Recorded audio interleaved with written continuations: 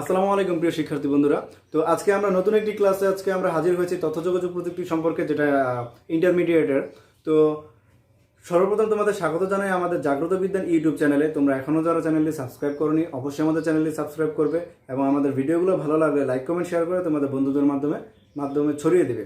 তো দেখো, প্রথমে আজকের আমাদের আলোচনার বিষয় হচ্ছে এইচটিএমএল এর এই 13টা আইটেম সম্পর্কে আমরা আজকে আলোচনা করবো। তোমরা হয়তো মনে করছো, যারা আগে এইচটিএমএল সম্পর্কে যাদের একটু আইডিয়া আছে তারা হয়তো ভাবছো এতগুলো বিষয় আমরা আজকে আলোচনা করব, তার মানে হয়তো ভিডিওটা অনেক বড় হয়ে যাবে বা অনেক কঠিন একটা বিষয়।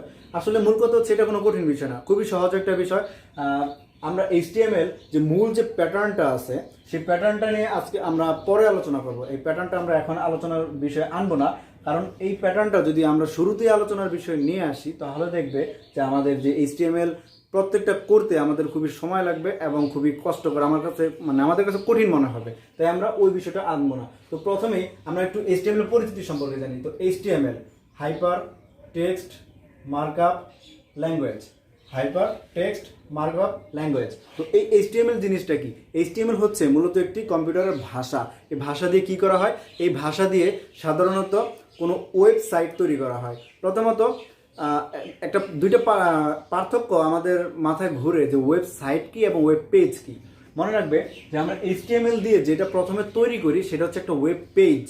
একাধিক পেজের যখন আমরা সমন্বয় ঘটাই তখন সেটা হয় একটা ওয়েবসাইট। অর্থাৎ ধরো এটা একটা ওয়েব পেজ, এটা একটা ওয়েব পেজ, এটা একটা ওয়েব পেজ, এই তিনটা সমন্বিত রূপ হচ্ছে আমাদের ওয়েবসাইট। তো দেখো, আমরা সবাই কম বেশি ফেসবুকের সাথে সংযুক্ত। তো ফেসবুকে উপরে দেখো যে হোম নামে একটা জিনিস লেখা থাকে, হোম, তারপর থেকে টাইমলাইন। তো হোমে যখন আমি ক্লিক করি আমার একটা পেজ প্রদর্শন হয়, আবার যখন টাইমলাইনে ক্লিক করি আরেকটা পেজ প্রদর্শন হয়, আবার যখন নোটিফিকেশনে প্রেস করি আরেকটা পেজ প্রদর্শন হয়। এই দেখো, এই প্রত্যেকটা কিন্তু আলাদা আলাদা একটা পেজ। এই টোটাল একটা পেজের সমন্বয়ে যে ফেসবুক যে আমরা ইউজ করছি, এই সম্পূর্ণ ফেসবুকটা হচ্ছে আমাদের ওয়েবসাইট। আশা করি তোমরা বুঝতে পেরেছো। তো এই ওয়েবসাইটগুলো কিভাবে তৈরি করা যায় সেটাই আমাদের আলোচনার বিষয়। তো এখন তোমরা হয়তো ভাবতে পারো যে আজকে এইচটিএমএল আমরা খুব ভালো করে মনোযোগ দিয়ে শিখবো, তাহলে আমরা ফেসবুক আবিষ্কার করতে পারবো বা ফেসবুকের মধ্যে কোনো একটা ওয়েবসাইট তৈরি করতে পারবো। আসলে ফেসবুক শুধুমাত্র এইচটিএমএল দ্বারা তৈরি না, এটা অনেকগুলো ভাষার সমন্বয়ে, বিশেষ করে পাইথন দ্বারা এটা তৈরি। তো আমরা দেখি কিভাবে এইচটিএমএলটা করা যায়। তো প্রথমে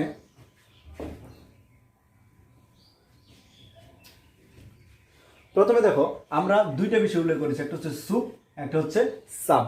তাহলে একটা দ্বারা বোঝায় উপরে, একটা দ্বারা বোঝায় নিচে। তা কোনটা সুপ কোনটা সাব? এখন আমরা যদি সুপের বাটির কথা চিন্তা করি, যদি আমি ভালো আঁকতে পারি না, সুপের বাটির কথা চিন্তা করি, ধরো সুপে গরম স্যুপ, উপরে ধোয়া উঠছে, তোমাদের মনে রাখতে হবে তাহলে এই ধোয়াটা হচ্ছে আমাদের স্যুপ আর বাটিটা হচ্ছে সাব।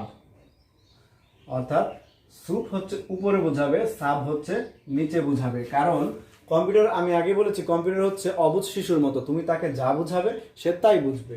তো এখন ধরো কম্পিউটারে এই ওয়েবসাইট বুঝাইতে গেলে তুমি এ লিখবা, কম্পিউটার এ বুঝবে, প্লাস বি লিখবা, সে বি বুঝবে, প্লাস সি লিখবা, সে প্লাস সি বুঝবে, এগুলো সব বুঝবে। কিন্তু তুমি যখন এরকম ভাবে বোঝাতে যাবে যে A square plus B square plus C cube, এরকম যদি তুমি বুঝাইতে চাও তাহলে কম্পিউটারে তো তুমি স্কোয়ার লিখতেই পারবে না।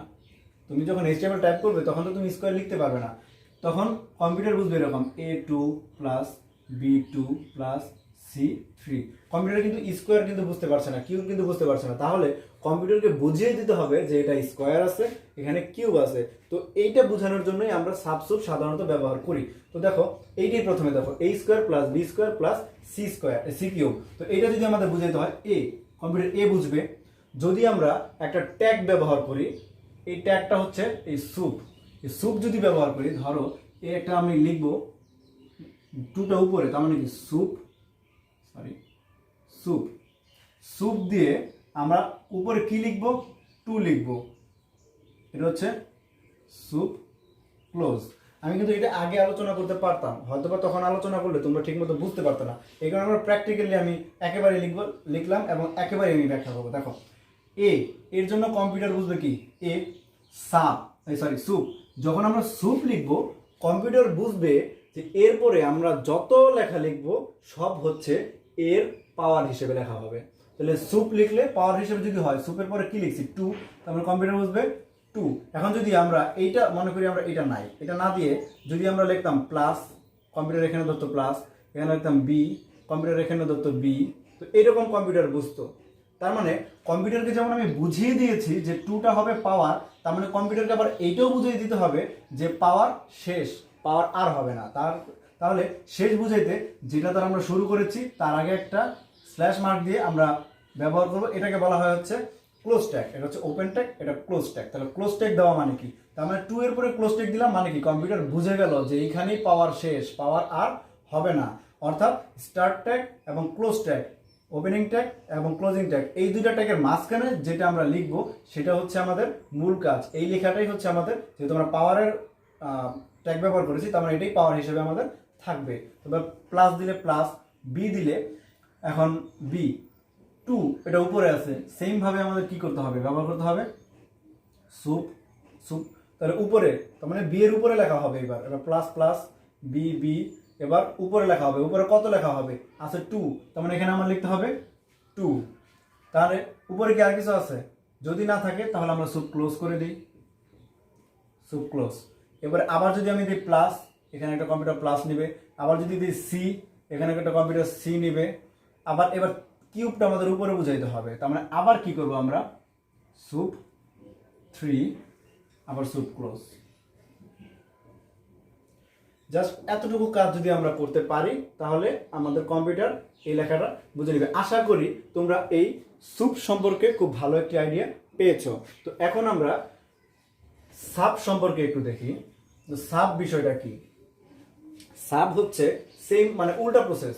নিচে যেমন আমরা ম্যাথের ক্ষেত্রে আমরা এরকম লিখেছি না যে a1 প্লাস b1, এই যে ওয়ানটা অনেক সময় আমরা নিচে লিখেছি না, তো এই যে নিচে বোঝাইতে হচ্ছে আমরা সাব ব্যবহার করব। তাহলে এটা কি সেম ভাবে a সাব 1 সাব ক্লোজ, তাহলে এতটুকু এ সাব দেওয়া মানে কি কম্পিউটার বুঝে গেছে যে আমরা এরপরে যাই লিখবো তা নিচে হবে। তার মানে এখানে 1, যেহেতু 1 আছে তাহলে কম্পিউটার 1 ধরে নিচ্ছে। তাহলে কম্পিউটারকে আবার বলে দিলাম যে সাব এর পর্যন্ত শেষ, সাব আর হবে না। তার মানে কি এখন আর নিচে লেখা হবে না, এখন স্বাভাবিক পর্যায়ে লেখা হবে।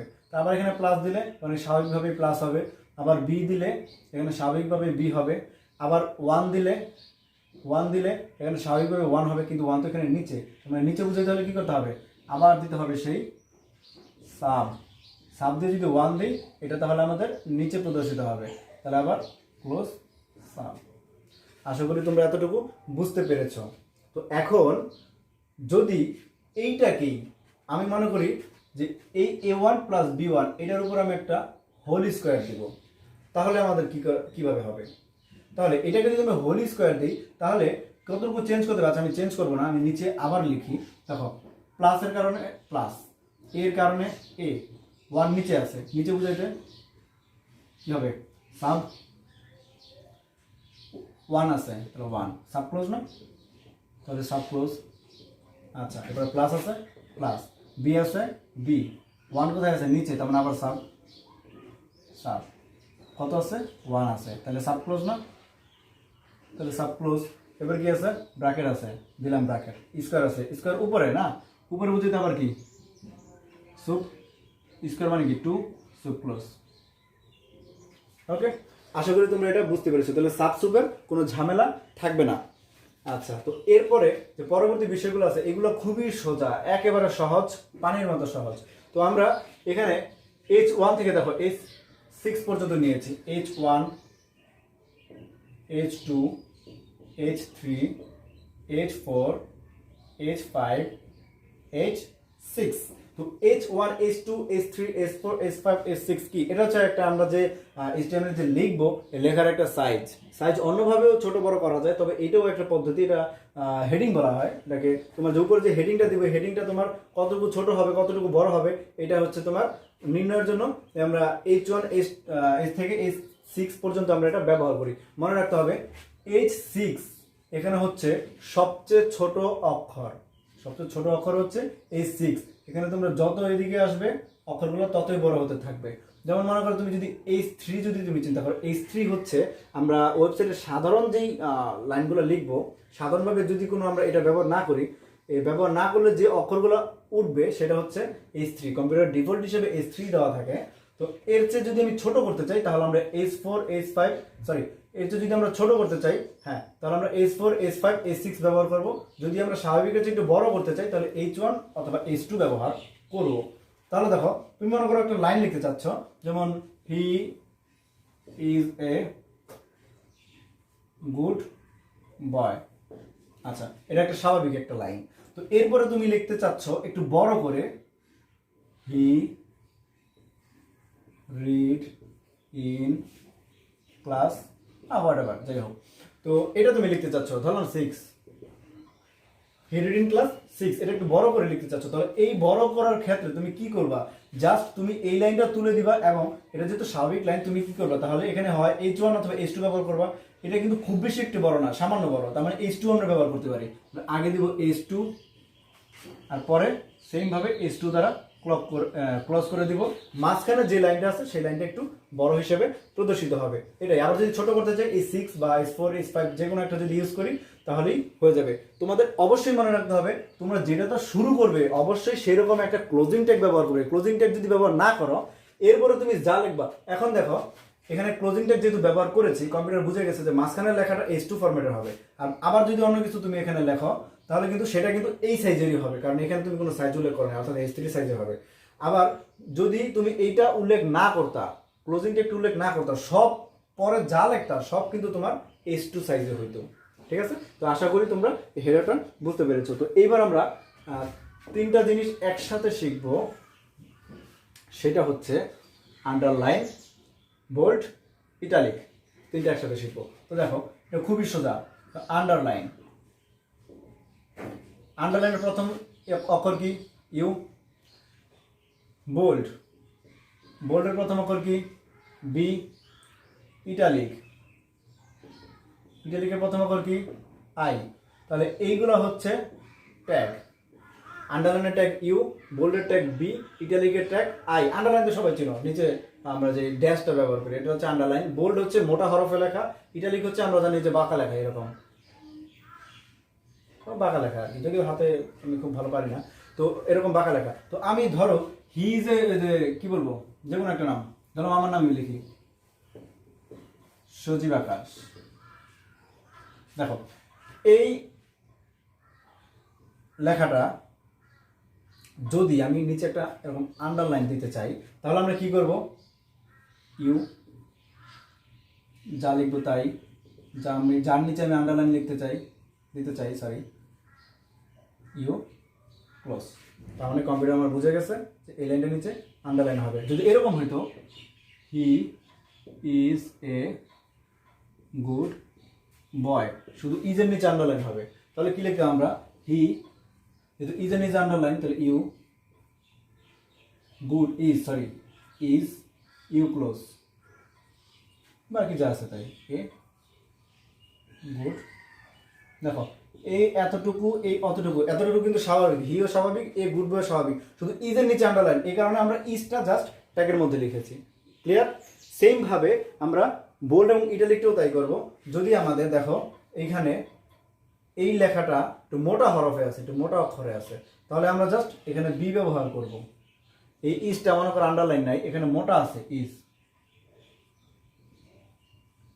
মোটা আছে, তাহলে আমরা এখানে বি ব্যবহার করব। যদি আমাদের দেখো ইজটাই শুধুমাত্র ইটালিকে আছে, তাহলে আমরা এখানে শুধুমাত্র আই ব্যবহার করব। এতটুকুই হচ্ছে এই তিনটার পার্থক্য। ক্লিয়ার? এখন দেখো যদি এই ইজটা বাঁকাও আছে, মোটাও আছে, আন্ডারলাইনও আছে, তিনোটাই আছে, তার মানে আমাদের কি এখানে তিনোটা ট্যাগই ব্যবহার করতে হবে। তাহলে আমরা কি করব? হি এর জায়গায় হি থাকবে। দেখো তুমি ট্যাগ যে কোনোভাবেই তুমি ব্যবহার করতে পারো, তারপরেও আমরা একটু চেষ্টা করবো অ্যালফাবেটলি, যেমন বি আগে, আই পরে, তারপরে ইউ। যেমন বি প্রথমে কি করবো, তাহলে বি, তারপরে দিব আমরা কি আই, তারপরে ইউ। ঠিক আছে? তো এরপর আমরা কি লিখবো? ইজটা লিখি। তাহলে আমরা শেষ থেকে এখান থেকে ক্লোজ করি, ইউ, আই, বি ক্লোজ, যা আছে তাই, এ গুড বয়। তার দেখো এটার কারণে এটা নিচে আন্ডারলাইন হবে, এইটার কারণে লেখাটা বাঁকা হবে, ইটালিক হবে, এটার কারণে লেখাটা বোল্ড হবে অর্থাৎ মোটা হবে। তার মানে কি একটা অক্ষর মানে একটা লেখা কিভাবে মোটা করতে হয়, কিভাবে বাঁকা করতে হয়, কিভাবে আন্ডারলাইন দিতে হয় সেটা আমরা এর মাধ্যমে আশা করি আমি বোঝাতে পেরেছি। তো এরপরের বিষয়টা যেটা হচ্ছে সেটা হচ্ছে ব্রেক। এখন মনে করো তুমি একটা পেজ, ধরো এই একটা তোমার ওয়েব পেজ, তুমি লিখছো কি he is a good boy, তোমার লেখাটা এইভাবে আছে, হি ইজ উপরে, এ গুড বয় নিচে। এখন যদি তুমি ওয়েব পেজ তৈরি করার সময় তুমি এইভাবেই লেখো যে হি ইজ এ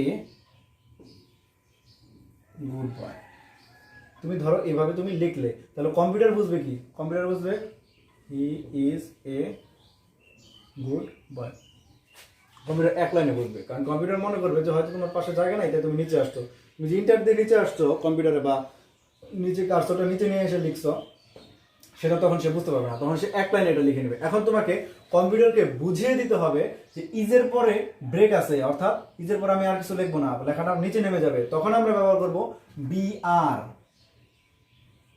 ব্রেক। যখন আমরা বিআর ব্যবহার করব তখন কম্পিউটার বুঝতে পারবে যে লেখাটা এরকম হবে, ঠিক আছে, অর্থাৎ ইজের পরে নিচে নেমে যাবে। এরপরে এই বিআর ব্যবহার করার পরে যদি আমি এটা পাশেও লিখি যে he is a good boy, তারপরেও কিন্তু কম্পিউটার বুঝে নেবে যে বিআর এর পরে যা আছে সেটা নিচে হবে। এই বিআরই একমাত্র ট্যাগ যেটা কোনো ক্লোজিং ট্যাগ নাই, ঠিক আছে, এটা কোনো ক্লোজিং ট্যাগ লাগে না। বিআর ব্যবহার করা মানেই হচ্ছে এটা নিচে চলে যাবে, আর কোনো কিছু নাই। হ্যাঁ, বিআর একটা ক্লোজিং ট্যাগ আছে, যদিও এটা বিআর এর সাথে সম্পর্কযুক্ত না, এটা খালি অর্থে বোঝায়, এটা খালি অর্থে বোঝায়। এটা আমরা যখন টেবিল করব তখন আমরা এটা বুঝিয়ে দিব। সো আমরা এটা সম্পর্কে আলোচনা করছি না, এটা আলোচনা করলে এখন মাথাটা মানে এলোমেলো হয়ে যাবে, এটা আমরা আলোচনা করছি না। তো এখন পরবর্তী যে বিষয়টা আছে সেটা হচ্ছে ডিলিট। ধরো আমরা একটা শপিংয়ের যখন একটা কার্ট পেয়েছে এরকম যে কোনো একটা প্রোডাক্ট, ধরো আগে ছিল 100 টাকা, 100 টাকা, ধরো এখন এই দামটা নাই, এখন দাম কত? এখন দাম হচ্ছে ধরো 50 টাকা, যা 55 টাকা, 55 টাকা। এই দামটা আগে ছিল এখন নাই, এটা 55 টাকা। এই যে মাঝখানে যে একটা দাগ দিছি না, এই দাগটাই হচ্ছে আমাদের মূলত ডিলিট। ও সরি, আমার সিরিয়ালটা ঠিক হয়নি, এটা 8 9 10 11 12। আচ্ছা দেখো 8 নাম্বারটা দেখো, 8 নাম্বার হচ্ছে তাহলে ডিলিট। তাহলে ডিলিট DELETE শর্ট ফর্মে আসে ডেল। এই ডেল হচ্ছে এটার ট্যাগ। তাহলে এই যে 100 টাকা, এই টাকাটার মাঝখান থেকে কেটে দিছি না, তো এইটা বুঝাইতে হলে আমাদের কম্পিউটারকে বুঝাইতে হবে ডেল। ডেলের পরে আমরা লিখবো 100 টাকা। তাহলে এরপর আমরা যাই লিখি না কেন তাই কিন্তু কেটে যাবে, তা আমরা কম্পিউটারকে বুঝাইতে হবে শুধুমাত্র 100 টাকায় আমরা কাটবো, আর কিছু কাটবো না। আমরা এটা ক্লোজ করে দিই, ক্লোজ ডেল। তার মানে 100 টাকা কাটবে, এরপর আমরা পাশে লিখব কি 55 টাকা। যদি এটা এখানে না হয়ে সমান সমান 55 হইতো, 55 টাকা হইতো, তাহলে কি করতাম? এখানে সমান সমান তো হবেই, তাহলে সমান সমানের কারণে তাহলে এখানে একটা জাস্ট ব্যবহার করতাম বিআর, এনাফ। বিআর দিলে ব্রেক হয়ে নিচে চলে আসবে। ওকে, তো আশা করি আমরা এই পর্যন্ত বোঝাতে পেরেছি। এরপরে আমি দুইটা স্পেশাল জিনিস সম্পর্কে আলোচনা করতে যাচ্ছি, যেটা আমরা প্রধানত মেমোতে আমরা ব্যবহার করি। Order list, order list, order list. Order লিস্টটা কি? অর্ডার লিস্ট হচ্ছে আমরা কোনো লিস্ট করি না, 1 2 3 4 5 লিস্ট করি না, তো এই লিস্টটা হচ্ছে অর্ডার লিস্ট। বা আবার A B C D, আমরা সাধারণত যেহেতু সৃজনশীল প্রশ্ন দেই, সৃজনশীল প্রশ্ন কিন্তু থাকে কি ক খ গ ঘ, তাই না, এরকম প্রশ্ন থাকে, বা ABCD ইংলিশে থাকে। তো এই যে জিনিসগুলো, এইটাই হচ্ছে আমাদের অর্ডার লিস্ট। তাহলে এটা আমরা কীভাবে ব্যবহার করবো? অর্ডার লিস্ট দেখো এখান থেকে আসে OL, এটি হচ্ছে আমাদের অর্ডার লিস্ট। এখন তাহলে আমরা এটা স্টার্ট করবো কীভাবে? ধরো এই 4টা আছে না, এই 4টার মধ্যে একটা আছে ধরো কি বলবো, 4জন ব্যক্তির নাম, রহিম, করিম, তারপরে কি বলবো, আবুল, বাবুল। রহিম, করিম, আবুল, বাবুল। তো এই রহিম, করিম, আবুল, বাবুল বোঝাতে এইটা আমাকে উল্লেখ করতে হবে। দেখো এখানে কিন্তু আমি ABCD দিয়ে দিয়েছি, তাহলে অর্ডার লিস্ট, এটা আমরা লিখবো কিভাবে? OL অর্থাৎ অর্ডার লিস্ট। এখন এখানে একটা টাইপ দিতে হবে সাথে, OL টাইপ। টাইপ সবসময় সমান সমান দিয়ে ইনভার্টেড কমার মধ্যে আটকে দিতে হয়, ঠিক আছে? টাইপ আবার একা বসতে পারে না, এটা কারো না কারোর সাথে বসবে। এখন টাইপটা কি? টাইপ হচ্ছে, দেখো এখানে কিন্তু আমরা ABCD দিয়ে দিছি, এখানে কিন্তু 1 2 3 4 দিতে পারতাম না? পারতাম। আবার রোমান সংখ্যা I 2I 3I IV এটাও দিতে পারতাম। তাহলে যেহেতু আমরা কোনটা ব্যবহার করব এটাই হচ্ছে আমাদের টাইপ। যদি আমরা A দেই, যে কোনো একটা অ্যালফাবেট যদি আমরা দিই, যে কোনো একটা অ্যালফাবেট দিলে কম্পিউটার বুঝে নেবে যে এটা ABCD থেকে হবে। আবার যদি আমরা 1 বা 2 যে কোনো একটা সংখ্যা দিই তাহলে বুঝবে সে 1 2 3 4 হবে। যদি একটা I দেই তাহলে বুঝবে সে রোমান সংখ্যা হবে, কম্পিউটারটা বুঝে নেবে। এখন যদি আমরা ধরো এখানে আমি D দিছি, D দিলে কম্পিউটার যেখানে DEFG D থেকে শুরু করবে এমন না, সে A থেকেই শুরু করবে। তো দেখো এখন এটা লিখতে হলে এটা শেষ, তাহলে আর তোমার এই নিয়ে আর কোনো চিন্তা করা লাগলো না, তুমি জাস্ট এটা লিখবা। তাহলে এটা কি একটা লিস্ট আইটেম, তাহলে লিস্ট আইটেম LI হচ্ছে রহিম, তাহলে LI কি শেষ না, এটা LI ক্লোজ। LI হচ্ছে লিস্ট আইটেম। তারপর আবার LI করিম, লিস্ট আইটেম। আবার LI আবুল, লিস্ট আইটেম। আবার LI বাবুল, লিস্ট আইটেম। তাহলে দেখো রহিম করিম আবুল বাবুল ABCD আকারে আসবে, আরো যদি লেখো আরো আসবে, ঠিক আছে? এখন কি আমাদের এটা ক্লোজ না, তাহলে আমরা LI তো ক্লোজ করছি, আমরা কি OL কি ক্লোজ করছি? আমরা তো OL এখানে অর্ডার লিস্টে আমরা ক্লোজ করি নাই, তাহলে আমরা কি দেব? Closing tag of OL। Clear? এখন তুমি মনে করো তুমি শুরু করতে চাও এখানে CDEF, C থেকে শুরু করতে চাও। এখন যদি আমি এখানে C দেই তাহলে কিন্তু C থেকে শুরু হবে না, তখন কি করতে হবে? এখানে সাথে লিখতে হবে স্টার্ট C। এখানে এবার তুমি C দাও, এখানে তুমি A দাও, এটা তোমার ব্যক্তিগত ব্যাপার, ঠিক আছে? তবে A দেওয়াটাই বেটার, প্রথম অক্ষর থাকুক। তো C থেকে যেহেতু শুরু করছো তাহলে এখানে C টা উল্লেখ করে দিও, তাহলে CDEF হবে। যদি এখানে 1 লিখো আর এখানে মনে 5 লেখো তাহলে কি বুঝাবে? যে 5 6 7 8, ঠিক আছে? এই হচ্ছে আমাদের অর্ডার লিস্ট। এবার আমরা দেখব আনঅর্ডার লিস্ট সম্পর্কে। আনঅর্ডার লিস্টটা কি? সেম প্রসেস, শুধু একটু ভিন্নতা আছে। অর্ডার লিস্টে আমরা ব্যবহার করেছি সংখ্যা, আনঅর্ডার লিস্টে আমরা ব্যবহার করব চিহ্ন। যেমন এরকম থাকে না, এরকম থাকে, এরকম দিয়ে লেখা থাকে। আবার তোমার ধরো এরকম আটকানো থাকে। মনে রাখবো এইটার জন্য আমরা ব্যবহার করবো হচ্ছে সার্কেল, এর জন্য আমরা ব্যবহার করব ডিস্ক। আচ্ছা, তো UL সেম ভাবে ধরো এই দিয়া 3টা নাম লেখা আছে, সেম ভাবে কি করব আমরা? UL ওইখানেও টাইপ লিখতে হবে। টাইপটা কি? সার্কেল টাইপ লিখবা না ডিস্ক টাইপ লিখবা? যদি সার্কেল টাইপ দাও তাহলে এরকম হবে, ডিস্ক টাইপ দিলে এরকম হবে, স্কোয়ার দাও তাহলে এরকম চতুর্ভুজ আকৃতির হবে, ফিল আপ হবে চতুর্ভুজ। ওকে, আচ্ছা তাহলে সার্কেল, যদি সার্কেলে দিই, আচ্ছা এইটার তো কোনো স্টার্ট নাই, এটা সবই তো একরকম, কোনো স্টার্ট নাই, কোনো এড নাই, ঠিক আছে? তো এটা কি? এই যে লিস্ট আইটেম একটা করে দিবা, কি নাম দিবা সেই নামটা লিখবা, আবার লিস্ট আইটেম ক্লোজ সেরকম দিবা। যে কটা তোমার প্রয়োজন আছে সেই কটা তুমি লিস্ট আইটেম দিয়ে তুমি নামগুলো লিখে লাস্টে ULটা ক্লোজ করে দিবা। এই হচ্ছে তোমাদের আনঅর্ডার লিস্ট। তো এরপর হচ্ছে আমরা লিঙ্ক সংযুক্ত করবো, লিঙ্ক। আচ্ছা আমি একটু লিঙ্কটা একটু পরে বোঝাচ্ছি, আগে আমরা ইমেজটা দেখছি। ইমেজ ধরো একটা ওয়েব পেজ, প্রথমে এতটুকু একটা ছবি আছে, এই ছবিটা তুমি সংযুক্ত করতে চাও। তো ছবি সংযুক্ত করতে হলে কি করতে হবে?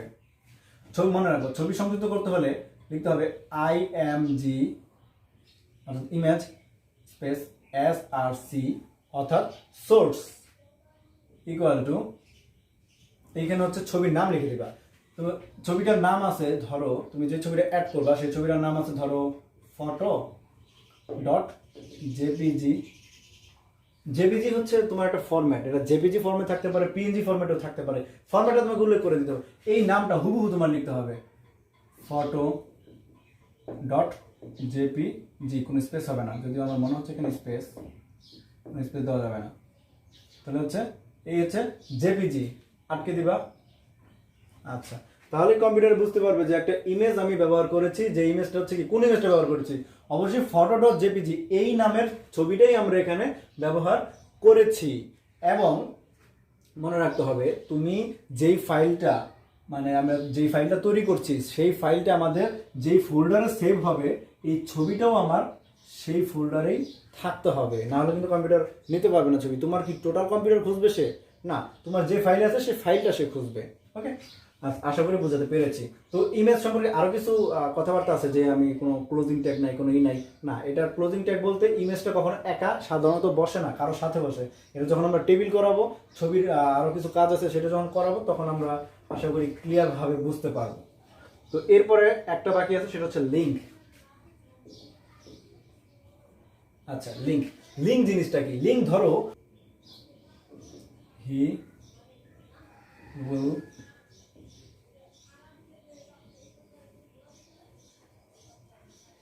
go to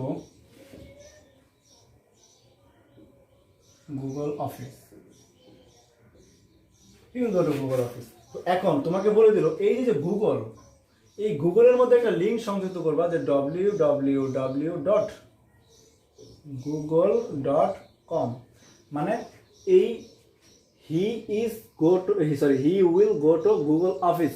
তো গুগল অফিস তুমি গুগলের সাথে এমন একটা লিঙ্ক সংযুক্ত করবা যে গুগলের উপরে ক্লিক করা মাত্রই সে www.google.com এ চলে যায়। যে আমি যে প্রথম একটা দিলাম না যে ফেসবুকে আমরা হোম ক্লিক করলে হোমে চলে যায়, তো আবার টাইমলাইনে ক্লিক করলে টাইমলাইনে চলে যায়, নোটিফিকেশনে ক্লিক করলে নোটিফিকেশনে চলে যায়। আসলে এগুলোর সাথে হচ্ছে অন্য একটা পেজে লিঙ্ক লাগানো আছে, এই কারণেই একটা পেজে ওইখানে ওই লেখার উপরে ক্লিক করলে আরেকটা পেজে নিয়ে যায় তাকে।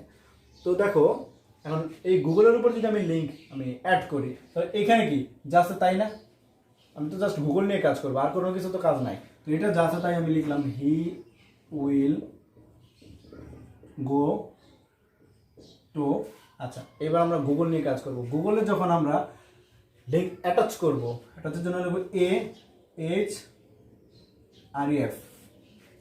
অ্যাটাচ, এইচ হচ্ছে হাইপার, REF হচ্ছে রেফারেন্স, অর্থাৎ এইচ রেফারেন্স। এবার আমরা লিঙ্কটা দিয়ে দেব। প্রথমে কি HTTP, এটা আমাকে উল্লেখ করতে হবে, অবশ্যই উল্লেখ করতে হবে HTTP। ওকে, এটা উল্লেখ করে এরপরে আমাদের যে লিঙ্কটা আছে সেই লিঙ্কটা দিয়ে দিব www.google.com। তোমরা সম্ভবত এখানে একটাই হবে ইনভার্টেড কমা। তোমরা তো অবশ্যই জানো যে HTTP মানে কি? HTTP মানে হচ্ছে হাইপার টেক্সট ট্রান্সফার প্রোটোকল, তাই না? তো HTTP উল্লেখ করতে হবে। যদি এটা আমাদের যেহেতু একটা ওয়েবসাইটের কথা বলছে, একটা ক্লিক করলে একটা ওয়েবসাইটে নিয়ে যাবে। যদি এমন হয় যে তোমার নিজস্ব তৈরি করা মানে দুইটা পেজ তৈরি করেছো, কিন্তু তার মধ্যে একটা পেজে থেকে তুমি আরেকটা পেজে যাবা, আরেকটা পেজের নাম দিছো ধরো সাপোজ ইন্ডেক্স 2, তখন কিন্তু আর HTTP প্রয়োজন নাই। তখন তুমি সরাসরি লিখবে AH reference equal to index 2, সাথে কিন্তু একটা ফরম্যাট থাকে, এটা আরেকটা নিজেরই থাকলে এটা ফরম্যাট থাকে HTML. তাহলে সে তোমাকে ওই লেখার উপরে ক্লিক করলে তোমাকে পরবর্তী তোমার যে পেজটা আছে সেই পেজে নিয়ে যাবে। ওই পেজটা একই ফাইলে সেভ করতে হবে তোমাকে। তো আশা করি আমরা এই পর্যন্ত আইসিটি যে বিষয়টা আছে সেটা আমরা বুঝতে পেরেছি। তো বাকি কিছু বিষয় আছে, সেই বিষয়গুলো আমরা পরবর্তীতে আলোচনা করার চেষ্টা করব।